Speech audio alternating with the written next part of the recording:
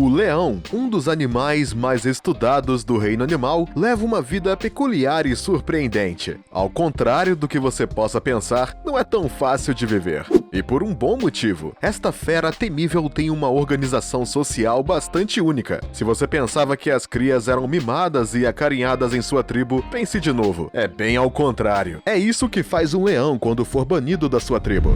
O leão, que detém o glorioso título de o rei dos animais, percorreu o planeta durante milhões de anos, tentando se adaptar e controlar o ambiente que vive para poder atravessar gerações. Mas este majestoso felino, o único que vive em grupos organizados, se adaptar e dominar ao seu ambiente significa confrontar os outros indivíduos da sua espécie, que são bem violentos. De fato, a vida dos leões segue uma hierarquia bem estabelecida, e é dela que se origina o domínio e a ferocidade dos leões sobre os outros animais. Vamos começar pelo início. Quando uma cria nasce, ela nasce em uma alcateia. Se você ainda não sabe o que é uma, deixe-me te explicar. Enquanto outros grandes felinos, como chitas e panteras, escolhem viver uma vida solitária, os leões são animais muito sociais que escolhem viver juntos em um grupo familiar chamado orgulho. Um orgulho geralmente consiste em cerca de 10 leões, mas o número pode crescer para 30 ou até 40 indivíduos, representando mães, pais, irmãos, tios, tias e primos. Portanto, o tamanho de um bando de leões pode variar consideravelmente, e sua estrutura pode depender da subespécie. Normalmente, a estrutura de um bando é composta por 2 ou 3 machos grandes e 5 a 10 fêmeas com seus filhotes. Na subespécie asiática, por exemplo, o bando é dividido em 2, nos quais machos e fêmeas permanecem separados, exceto durante a época de reprodução. Mas em outras subespécies de leões, todos vivem em perfeita harmonia dentro da mesma tribo. Alguns membros podem às vezes se separarem do grupo por alguns dias para viver uma vida solitária, em busca de alimento e água. Mas isso nunca dura muito tempo, porque logo eles voltam a se juntar ao bando após sua breve fuga. Os membros de um bando são geralmente muito afetuosos uns com os outros, e esse é o ponto forte dos leões. Se alguém observasse o comportamento de um leão dentro do seu bando, ficaria muito surpreso de como seus códigos são respeitados. Leões em bando se cumprimentam esfregando a cabeça e lambendo uns aos outros, assim como nós humanos nos abraçamos e beijamos nossos parentes. Como você pode ver, o filhote nasce e cresce em um bando bem unido. Sua mãe, como todas as fêmeas do bando, é responsável pela caça e captura de presas, protegendo o bando de presas e leões de outros bandos. Como excelentes criadoras e caçadoras, as fêmeas de um bando desempenham um papel integral na organização. Por exemplo, elas se revezam para cuidar das crias e dividem o resto das tarefas, que se concentram principalmente em forragens e proteção do território. As fêmeas são menores e mais rápidas que os machos e não têm juba, o que as torna mais discretas e, portanto, mais eficientes na caça. Quando uma leoa tem que deixar seus filhotes para ir caçar,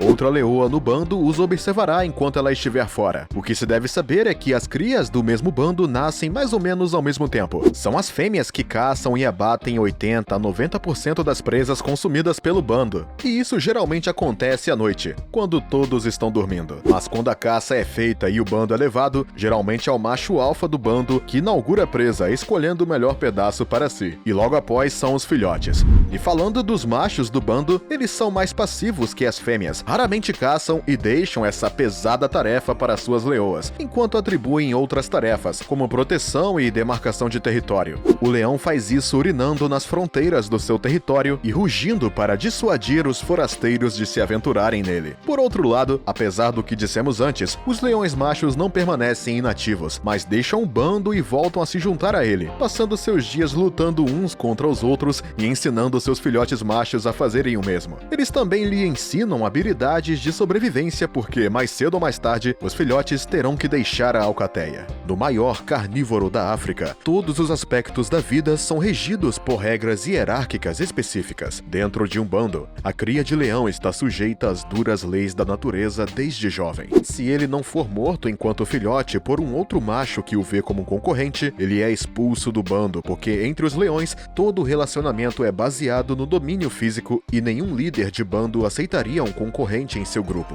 Voltando ao nosso filhote macho, ele permanece no grupo até atingir a maturidade sexual. Nessa época, ele já tem 2 anos de idade ou um pouco mais velho e não pode permanecer na matilha, porque mais cedo ou mais tarde seu pai ou outro macho dominante o banirá. Então ele é ameaçado pelo leão dominante, que está cansado de ver a sua autoridade questionada e que o expulsará sem piedade. Ele deve, portanto, deixar o bando o mais rápido possível. Somente as jovens leoas podem permanecer no bando, porque elas desempenham um papel fundamental em sua sobrevivência. Quando caçados, os filhotes se tornam nômades. No entanto, raramente viajam sozinhos. Como a competição pelo líder no bando é muito forte, os leões machos que são banidos formam uma espécie de coalizão e viajam em grupos para se protegerem uns aos outros. Eles percorrem distâncias muito longas, eu digo coisa de vários quilômetros. E também eles vão em busca de fêmeas, mesmo que isso signifique cruzar os limites de um bando já formado por outros leões.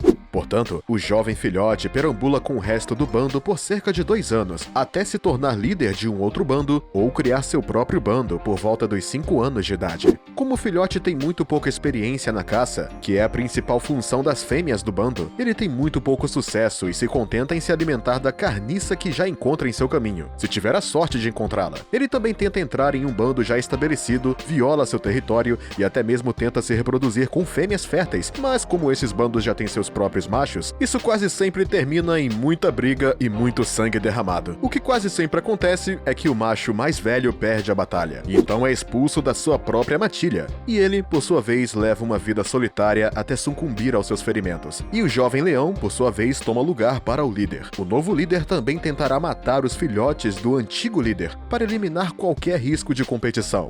Isso também permite que as fêmeas voltem ao cio, ou seja, recuperem seu período de ovulação e, portanto, poderão ter novas crias com o líder da matilha. O jovem macho será assim capaz de acasalar mais rapidamente e assegurar sua própria prole. E já que a expectativa de vida de um leão macho é um pouco menor do que de uma fêmea, a duração da sua estadia em um orgulho é muito curta. O jovem macho está no seu melhor entre 5 e 10 anos. Após esse período, se torna mais difícil para ele ter filhos. Ele será então expulso do bando por outro jovem macho nômade e seguirá seu caminho sozinho. E o ciclo se repete. Em resumo, assim que um jovem é expulso de um bando, sua existência se limita a sobreviver, dormir e procurar um bando para se tornar líder, e quase sempre consegue. Isso acontece quando a cria tem a chance de lutar contra um macho mais velho e consegue construir seu próprio bando. Mas em muitos casos, o leão macho não faz nenhuma coalizão e está condenado a vagar sozinho para o resto da sua vida. E nesse caso, seu destino é muito mais trágico. Como o leão a princípio não é um animal solitário, porque ele nasce em grupo e não é obrigado a viver sozinho para sempre, ele nunca sequer aprende a caçar. Durante os primeiros anos da sua vida, são as fêmeas do seu grupo que estão encarregadas de alimentá-lo.